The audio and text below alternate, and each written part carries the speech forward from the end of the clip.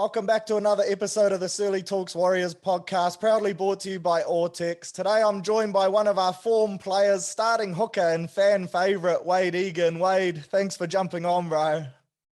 Nah, thanks for having me, brother. I appreciate it. All the boys have been on. They said it's a great podcast you got going. So, keen to jump on, bro. Man, appreciate it. Let's start with where it all began for you, bro. New South Wales lad. How old were you when you first got into rugby league, and was league always your main sport growing up? So I think I first started playing soccer when I was about 4 or 5, and then converted over. I think Mum finally let me convert over to league, and when I was about 6, and then went from there, bro. Grew up in Lithgow, which is a small country town, about an hour and a half from Penrith, and just grew up playing footy, and here we are, I guess.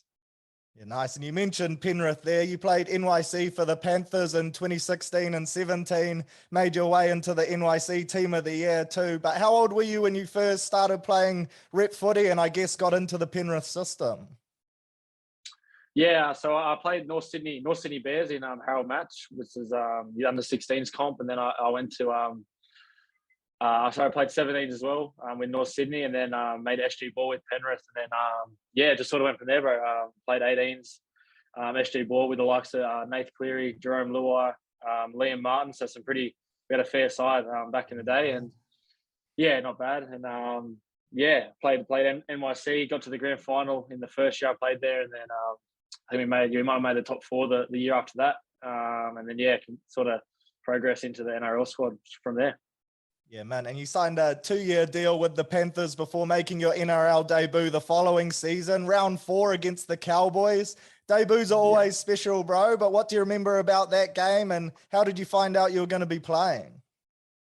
I think it was a bit of a weird one. I think Jerome Luai got named to debut. I think he was in the 14 jersey, and I was in 18. And then Hook was a coach. Anthony Griffin was a coach, and he didn't really know he was going to play yet. I think he just told me the day before captain's run, he just said, I'm going to go with you this week just to give us a bit of cover at 9 off the bench. And bro, I was rattled. I had no idea what was sort of coming. And I remember just ringing my family real quick to try and fly them up to Townsville, and they come up. And I think I only played the back end, maybe 10 minutes max. But it was crazy, bro. I just remember playing against like Jonathan Thurston and Jason Taumalolo. Like I've been watching those guys for 5 or 6 years before that. And I think I ran, and I think Taumalolo tackled me, and I was just, I was in awe, bro. It was just so weird.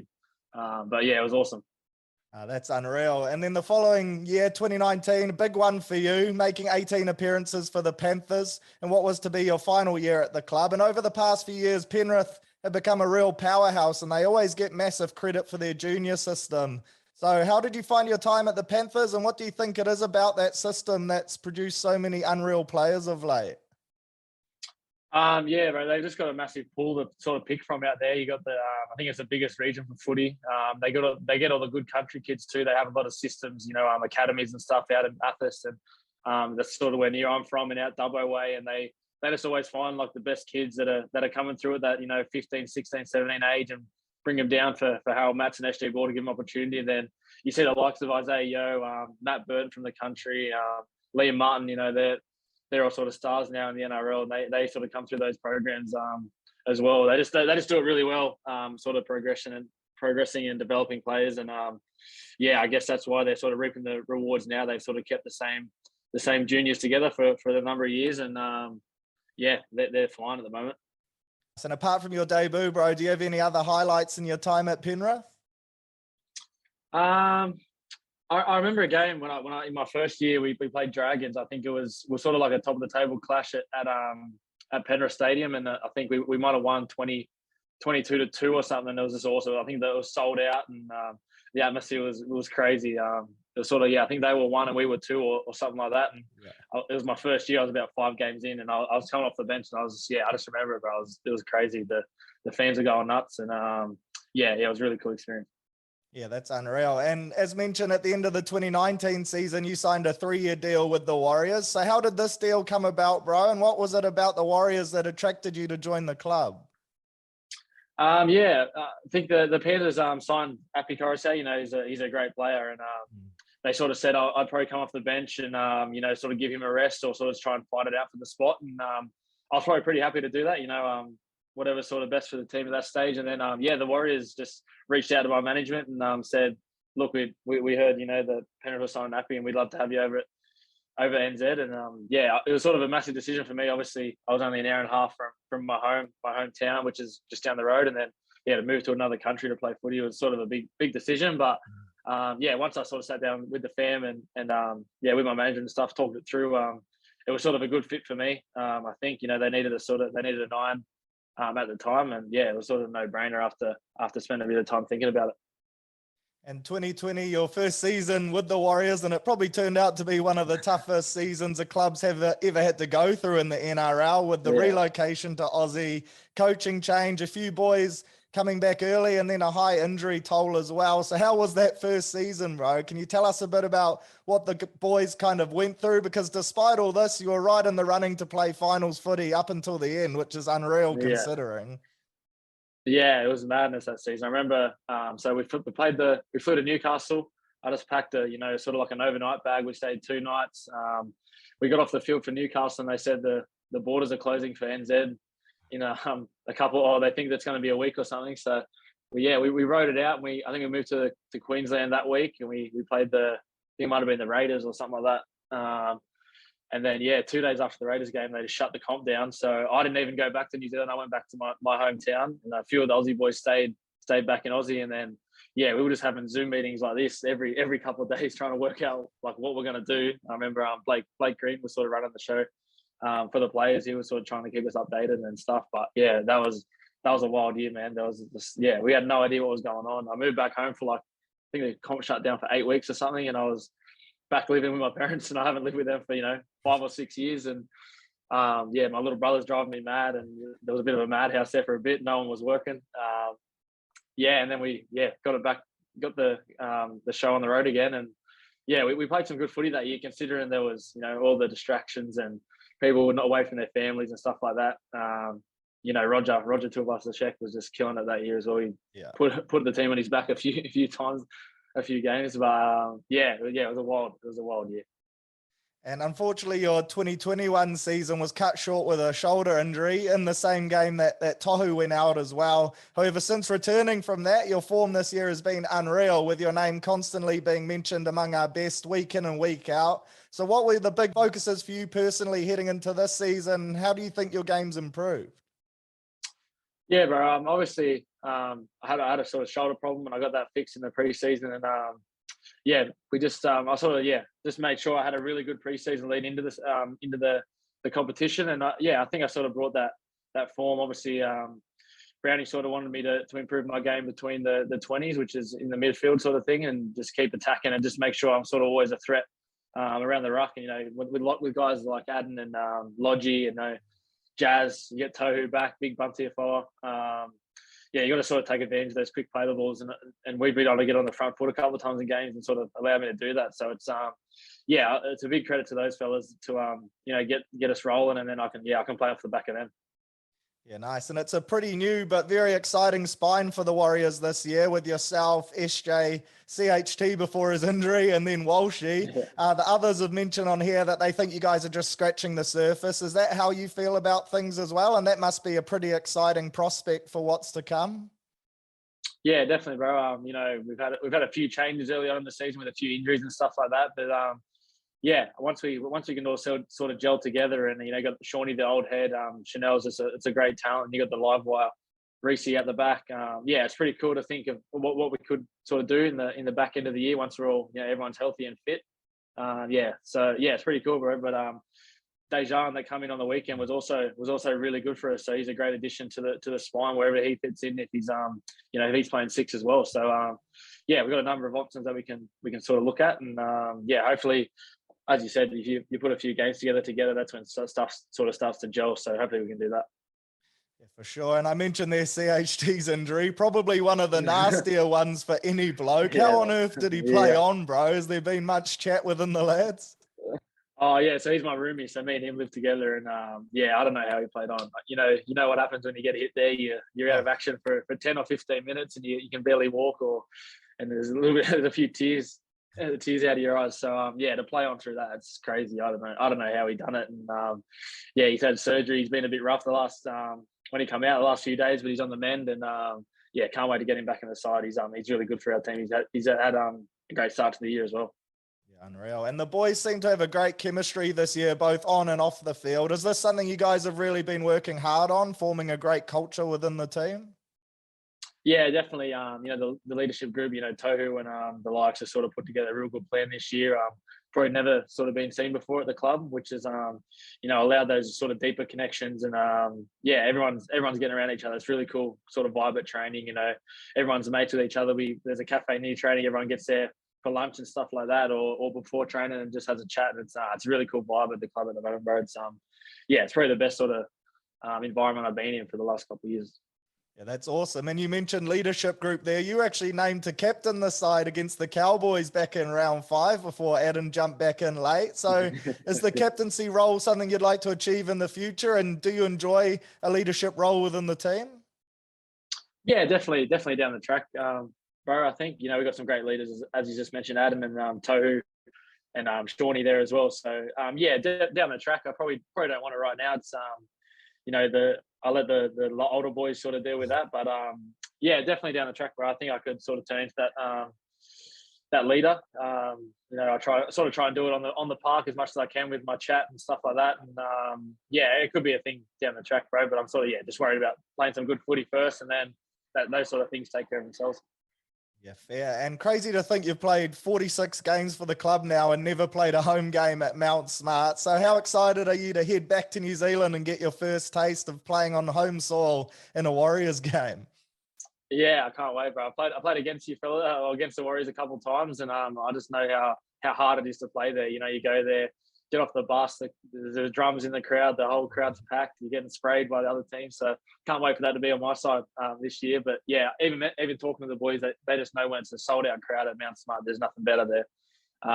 We haven't had a home game, a proper home game for 3 years, and even though the Redcliffe Stadium, there's a lot of good fans there, but to play back, in the home country, that's going to be awesome, man. I actually can't wait. A lot of the Aussie boys are really, really keen to get over there and put the jersey on in NZ.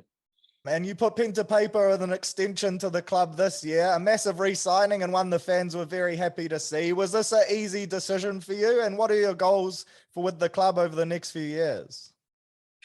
Yeah, it's definitely an easy decision, bro. When they sort of come to me and put the deal forward for the next couple of years, it was a no-brainer. I love this place, and I've got some of my best mates here at the club that I've just made, in the last 3 years. So, yeah, I can't wait. It's a really exciting team. There's a lot of young guys that are coming through the ranks. You got Billy, Rocco, Walshy, obviously. That I just can't wait to sort of try and be a part of the team, watch them grow into great first graders as well. And yeah, there's a lot of excitement around the club. There's been some nice signings over the last few years, and the roster's looking pretty good. And you got Tohu and Ads that are going to hold down that forward pack for a few years. So yeah, it was definitely a no-brainer for me. And you'll be making a proper move over to New Zealand this time, and you'll be based in Auckland. Are you looking forward to setting up a proper base over in NZ, bro? Yeah, I had one there for a bit in Auckland, and I sort of decked it out with all new furniture and stuff, and then got the boot because didn't get back over there. So all my stuff's still in storage over there, and I'll have to scope out a new place when we play a few games and try and look for a nice spot to live. Yeah, nice. And looking back on the weekend's game, a big win in Golden Point against the Raiders. How was the mood in the sheds post that win, and what were the key takeaways the lads took from that game? Yeah, I think there's a little bit of relief, as we probably didn't play up to our best. There was that many errors. It was a real scrappy game, but you got to win those ones to give you a chance at playing finals footy and stuff like that. So yeah, the Iceman come through again, Shawnee.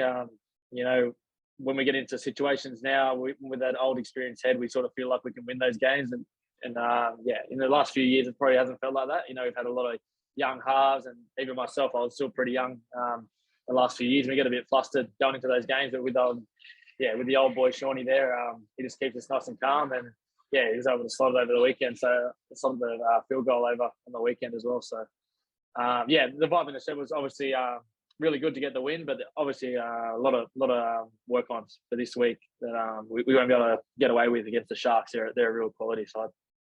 And you mentioned the Redcliffe crowd before, 3 from 3 at home now, and you guys are forming a nice little run at home. How much of a boost does it give the lads playing in front of the Redcliffe Warriors fans? Yeah, definitely. As you said, it's a bit of a fortress there now, and they always turn out in good numbers, and they're pretty loud as well. So, yeah, it actually starting to feel like a home game now, which is really cool. There's the whole stands full of Warriors supporters, and yeah, that's really good.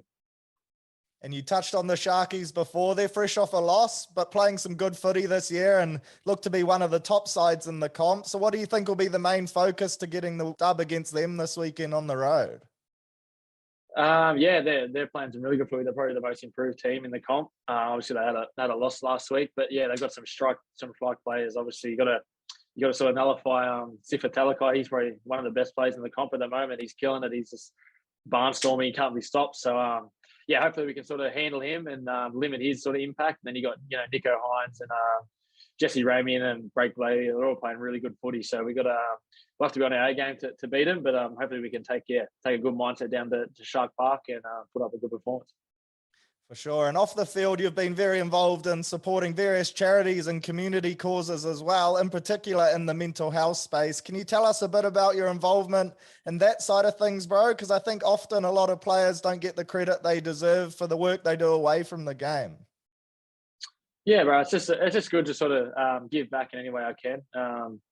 I don't like to talk about it too much just because I like doing it sort of in my own time and stuff like that. But yeah, I just try and help out where I can, bro. There's a few good foundations I've sort of jumped on the back of, and yeah, me and a few of the lads done a sort of a bike ride in our spare time in the break, and that was pretty cool. Raised yeah, I think we got 5 or 6K or something like that. Yeah, raised for the foundation, which is really cool. And there's obviously a lot of generous people that help out there as well that we couldn't done without. So yeah, I just sort of try and help out where I can, bro. Sort of use my platform to get some much needed cash or whatever it would be.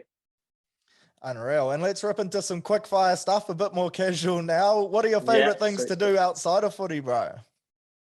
Outside of footy, I'm a big coffee drinker. So, me and the lads might catch up for a coffee and that if we have a day off or whatever. Play a little bit of golf. Not as much as I like, but I'm usually too sore during the week. Got to get a long turnaround to play any golf. I'm just too battered. Yeah, I like American sports as well. So I like watching I'm a mad NFL supporter, and I like the NBA as well. So on my days off, I usually chuck the feet up and put a bit of American sport on, whichever one to be. Nice, and that leads well next into this one. If you could play for any other professional sporting team, who would it be? I'm a Saints supporter in the NFL, so probably them. I don't know why I chose Saints. I think Drew Brees was sort of my favorite player a couple of years ago, and he was sort of a small dude, but he was just a freak. His brain was pretty switched on. So they got a lot. They got Alvin Kamara and stuff like that. I like him. He's probably my favorite player at the moment. So yeah, probably the Saints if I had to choose on. Yeah, nice. And biggest joker or pest in the team? Oh, geez, there's a few. I don't know if I can narrow it down. Pest. Probably Tavanga, probably Jazz. Yeah, he's a bit of a pest. There's a few funny boys in the team. Obviously, Ads is pretty funny. He's got some good dry humour.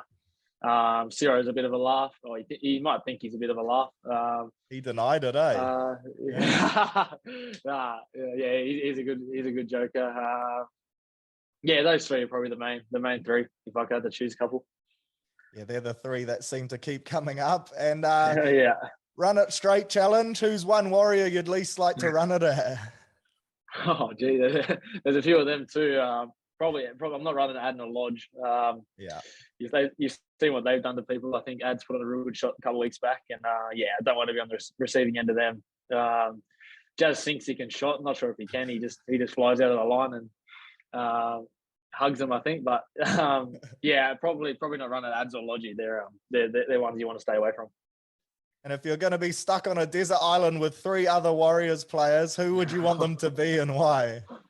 Oh, geez. I'll probably have to take Marumi. He's good value.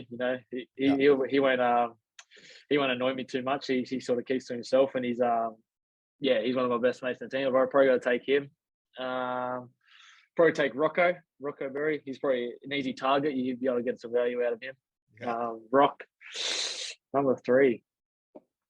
I'll probably take Lodgy just because he's a fisherman and stuff like that. He loves outdoors, so maybe he he could catch us dinner and stuff, rotate them through. Yeah, nice. Hunter-gatherer. And a few listener questions for you, bro. The first one comes through from Chris Hollins, and he says, how do you prepare yourself for a game? Do you have any pre-game routines or superstitions? Not too superstitious. I usually just, I'm usually like a pasta garlic bread guy the night before. Usually do that. Either takeaway or go out with the lads somewhere local. Other than that, I'm pretty good. I try and get up pretty early on game day. Go out, have a coffee, have a big brekkie, and then just sort of cruise from there. I'm not too fussy. No, put the left boot on first or right boot on second or whatever. Nothing to that nature, but I'm pretty crazy, bro. Not too many superstitions. And the next one from Thomas Harrison, he says, were you always a hooker, and what players did you idolize growing up? No, actually, I was a half until SG ball. So I sort of moved to Penrith, and I had Nath Cleary and Jerome Rua in front of me in the halves. So the coach sort of asked me, "Can you play dummy half?" And I said, "I'll give it a go." And I sort of went from there. So having those two guys in front of me, I probably wasn't going to get a look in that year. So sort of had to adapt and went to 9. And I just probably Cameron Smith's my favorite dummy half. He was just, because he wasn't the fastest or biggest bloke, but he just he beat teams with his brain. He was just too smart for everyone. So probably Cam Smith. Heck of a footballer. And next one from Reese Kimber, and he says, how do you feel your game's evolved under Nathan Brown, and what do you think is the biggest difference between him and some of your previous coaches? Oh, that's a tough one. I think I'm just sort of backing myself more and more as the sort of years go on. So I think you sort of give me that belief that I'm a pretty handy player, and I sort of try and take that into games, that confidence that I can sort of match it with the top guys. I don't know. He's not too different than the previous coaches, but he really knows his footy. He knows a lot of stuff. He sort of taught me stuff about the game that I didn't really even think about before sort of having him as a coach. So that's probably the biggest thing he sort of taught me, is just sort of the way the game works, and how to sort of read defenses and stuff like that. Nice. And Shannon Griffiths says, who is your favourite current hooker to watch in the NRL? Is there anyone you watch from other teams, or do you not really watch much footy? I watch a bit of footy. Harry Grant's probably the best at the moment. I just love how he plays. Obviously, he's in a great team, and that sort of helps him. But the way he plays, he's just in everything. He's always running the ball. He's defending well. He covers kicks, saves tries, and he's probably one of the ones I like to watch at the moment. He's just always he's a great player. And the last one comes through from one of your teammates, Rocco Berry, and he says, who is Donny Gatt? Donny Gatt. Apparently he's an alter ego of mine, sort of thing. I think it actually started from a PlayStation name. I think someone recognized me on PlayStation a couple of years ago, so I changed my name quickly to something else, so they didn't know it was me. I think my name was like Wayde Egan, just Wayde Egan or something. I think I was getting sprayed online. So Donny Gatt. I think it's an alter ego. Rocco reckons it's an alter ego when I have too many beers, but I'll leave it there. Yep, fair call. Sounds like a good yarn. Yeah. That's it from me, bro. Thanks for taking the time to jump on and have a yarn. Excited to see you continue carve it up in Warriors colours for many more years to come. Good luck for this weekend, bro, and up the Waz. Thanks, brother. Appreciate it. Thanks for having me on.